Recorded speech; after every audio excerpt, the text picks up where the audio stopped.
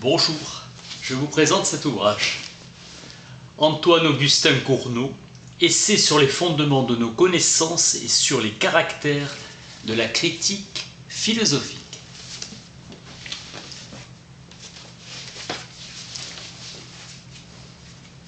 Il serait fâcheux si la philosophie, en voulant se discipliner, s'isolait et finissait par ressembler à une profession ou à une carrière. Le livre a pour but d'expliquer le rôle suprême de la raison dans l'élaboration de la connaissance humaine. L'auteur est persuadé de l'insuffisance pratique de la raison. L'illusion est la fausse apparence, illusion des sens. Les animaux éprouvent le plaisir et la douleur, ils ont des sens comme l'homme et même plus. Ne pas confondre l'enchaînement rationnel avec les idées de cause et de force. Une chose ne peut exister que s'il y a une raison suffisante pour qu'elle existe de cette manière, plutôt que d'une autre. Proposition de la métaphysique leibnizienne, le monde créé est le meilleur des mondes possibles.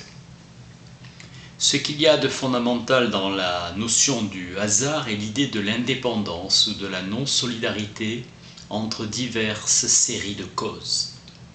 Au hasard s'attache la notion de l'impossibilité physique. On a donné le nom de probabilité mathématique, la fraction qui exprime le rapport entre le nombre des chances favorables à un événement et le nombre total des chances. L'événement physiquement est impossible. Il est celui dont la probabilité mathématique est infiniment petite. Le mot hasard indique une idée et non une cause substantielle. Idée de combinaison de causes, part de hasard dans le développement des phénomènes. À chaque instant, nous sommes obligés de nous déterminer d'après des expériences peu nombreuses. Kepler a vu un rapport singulier dans les distances des planètes et a conjecturé qu'il restait à découvrir des planètes intervalles. Nous sommes portés à concevoir des lois de la nature comme émanant des lois plus générales. Selon Kant, l'induction conclut du particulier au général, tandis que l'analogie conclut de la ressemblance partielle de deux choses de même genre. L'induction étant les données empiriques, l'analogie étant les qualités données d'une chose à un plus grand nombre. Raisonner par analogie, c'est former un raisonnement fondé sur les ressemblances ou les rapports d'une chose avec une autre. Étymologie d'analogie, procédé de l'esprit qui s'élève par l'observation des rapports. L'électricité joue dans le monde physique un rôle aussi considérable que celui de la lumière. Recherchez quelle est la fin suprême de la création. La finalité est immédiate, une chaîne. L'organisme est admirablement adapté. Notre champ de connaissance est restreint en comparaison de ce qu'il faudrait savoir pour pouvoir finaliser les causes jusqu'à épuisement des combinaisons fortuites. Principe de finalité, qui veut la fin veut les moyens. Réunion des circonstances en vue du résultat. Dieu n'a pas pu nous tromper dans les règles qu'il a imposées à notre intelligence pour la conduite de nos actions. Toutes nos facultés paraissent sujettes à l'erreur. La chance de vérité l'emporte sur la chance d'erreur. Il serait utile d'avoir une table des valeurs moyennes de la chance d'erreur. Si les témoins sont unanimes pour rapporter un fait isolé, la théorie mathématique des chances nous autorise à rejeter le fait qu'il se trompe. La probabilité philosophique se fonde sur la critique de nos propres jugements.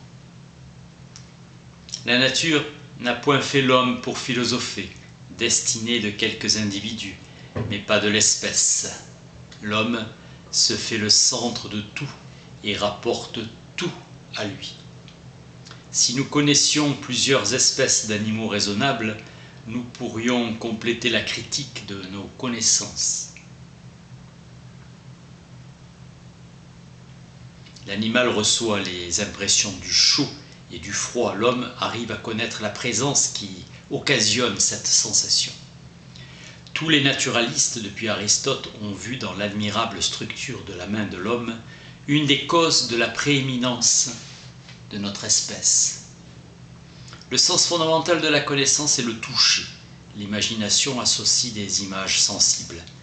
L'expérience nous enseigne que l'inertie de la matière consiste à rester dans l'état de repos quand aucune force ou cause de mouvement ne la sollicite, et à persévérer dans l'état de mouvement quand nul obstacle ne vienne arrêter son mouvement. La lumière de la conscience éclaire nos déterminations, volontaires et réfléchies. Le sens et l'imagination ne représentent que des effets mécaniques. L'espace et le temps se manifestent à l'intelligence avec un caractère de nécessité dans leur objet. Kant refuse toute valeur objective à l'idée de l'espace contre la théorie de Newton, et en fait autant pour l'idée du temps. L'espace et le temps ne sont que des formes de la sensibilité humaine, des conditions subjectives de l'intuition des phénomènes. Nous alignons les phénomènes successifs afin d'avoir une image et par suite une idée de leur ordre de situation dans le temps. Les animaux ne paraissent avoir qu'une perception très obscure des rapports de temps. La raison dirige l'homme dans le temps et coordonne ses actes en vue des faits accomplis et des circonstances à venir. Toute action entraîne une réaction. On ne s'appuie que sur ce qui résiste. Mot commun attribué à d'Alembert. Allez en avant et la foi vous viendra. Les progrès des théories scientifiques suggèrent à l'esprit la conception d'entités d'un ordre de plus en plus élevé. L'esprit conçoit sans peine une infinité de nuances, continuité des plans de la nature. L'humanité est essentiellement tout entière et en même temps dans chacun de nous.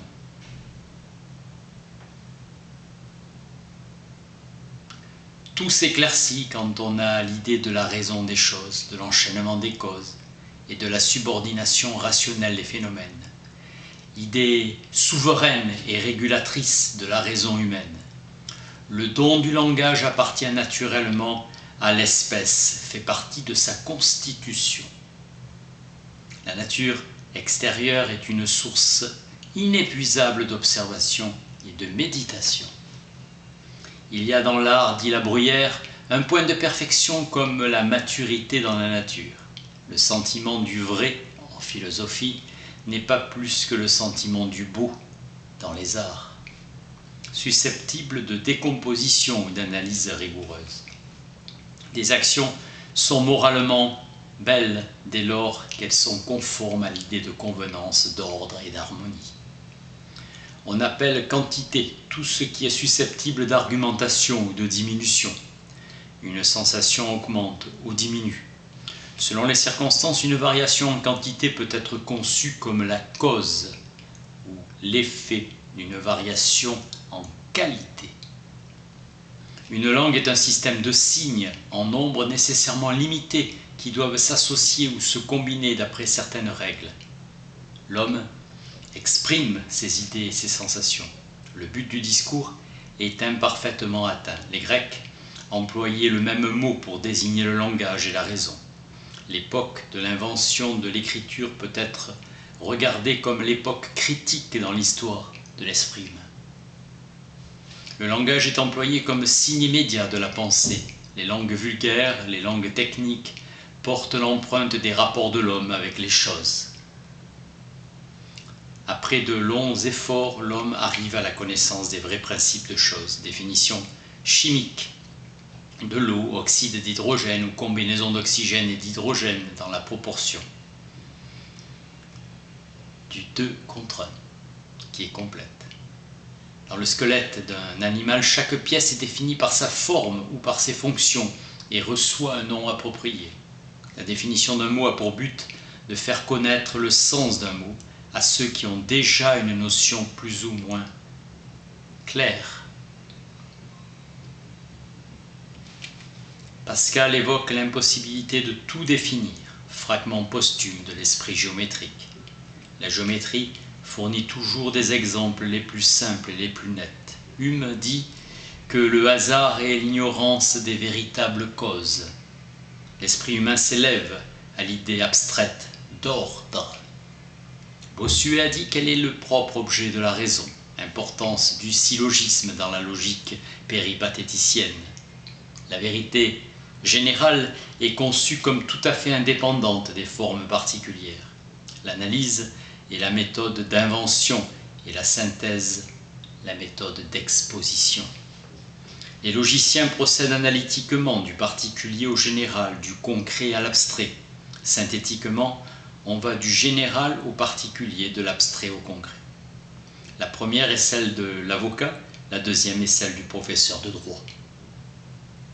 Les travaux du philosophe tendent à éclaircir les principes de nos connaissances vers l'analyse des lois de l'esprit humain. La jurisprudence s'est organisée dans le but pratique de déterminer la solution d'une question judiciaire et d'imposer au juge une règle de décision. On a senti la justesse de la maxime de Bacon. Nonobstant l'imperfection de la règle et ses inconvénients fréquents, elle vaut encore mieux que l'arbitraire du juge. On ne trouve pas souvent de démarcation tranchée entre l'honnête et le déshonnête. La jurisprudence civile est née chez les Romains, désir d'affermir les libertés publiques en soustrayant les citoyens à la puissance arbitraire des magistrats. Prédilection moderne pour l'écriture qui fait regarder comme non avenu tout ce qui n'est point écrit. Nous attribuons au signe de l'écriture une vertu sacramentelle que les anciens attachaient à des paroles solennelles. Celui qui réclame l'exécution d'une obligation doit la prouver. Celui qui se prétend libéré doit justifier le paiement ou le fait qui a produit l'extinction de son obligation. L'acte sous seing privé doit être écrit à la main avec la mention « approuvé ». Le législateur se pare aux surprises et à l'abus des signatures, démontrant que le signataire a bien connu toute l'étendue de l'obligation. Les opinions des hommes s'influencent réciproquement. Les Anglais ont toujours regardé l'intervention des jurés en matière criminelle comme le gage de leur liberté politique.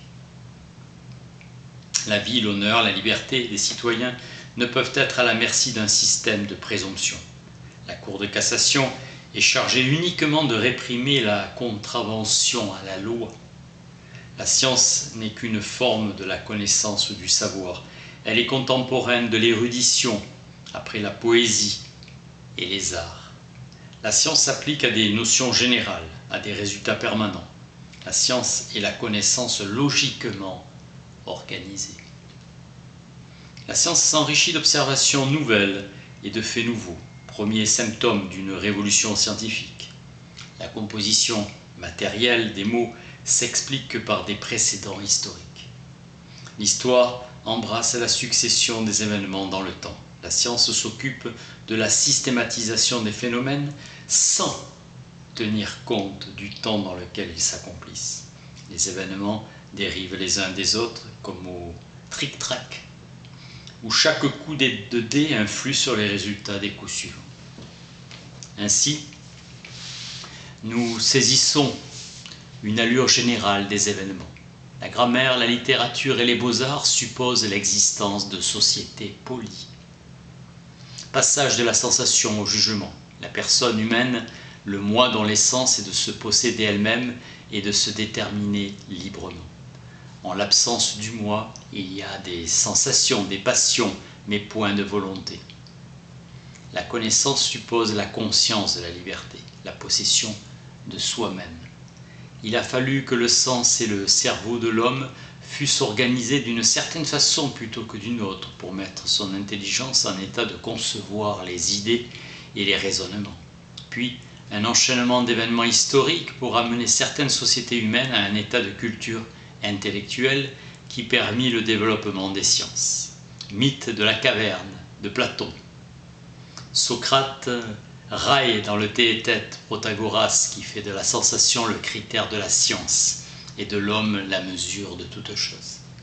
Socrate est dans le vrai lorsqu'il affirme que la science réside dans le raisonnement pour saisir l'essence et la vérité. La plus parfaite manière de connaître est celle qui remonte au principe et à la raison des choses, méritant le nom de science. Son instrument est la dialectique et pour objet les choses intelligibles. La dialectique de Platon est la recherche de ce qu'il y a de général dans le particulier, d'absolu dans le relatif. Méthode ascendante qui remonte à l'essence, au permanent, à l'un,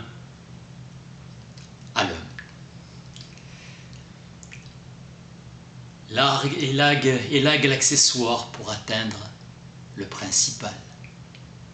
C'est une synthèse par la vertu de l'intelligence. Platon méprise l'art et la poésie, car l'artiste et le poète ne sont que des imitateurs d'objets sensibles qui ne sont que des images des choses intelligibles.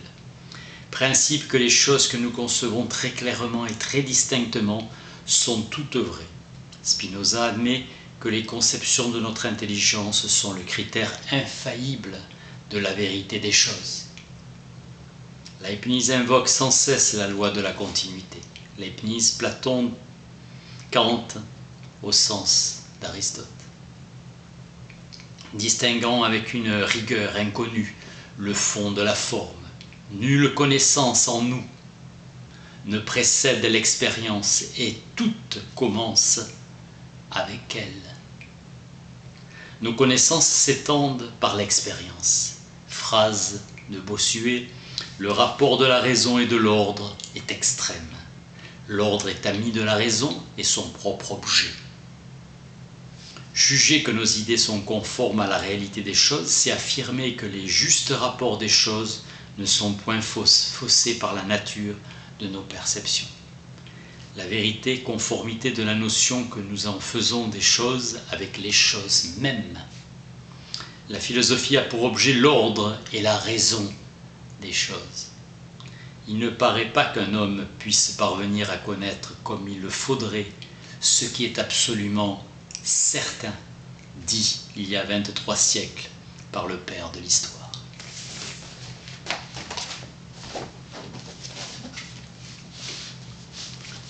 Antoine Augustin Cournot, essai sur les fondements de nos connaissances et sur les caractères de la critique philosophique.